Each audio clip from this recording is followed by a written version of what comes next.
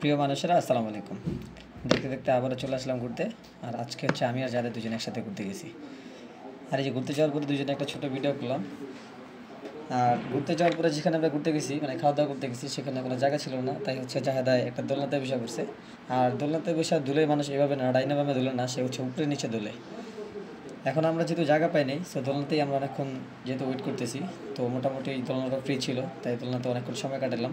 তো দোলনা একবারে সময় কাটানোর পরে সে আবার কী করছে, আরেকটা দোলনা পেয়েছে, তো এখন আবার আরেকটা দোলনার ভিতরে ঢুকতেছে।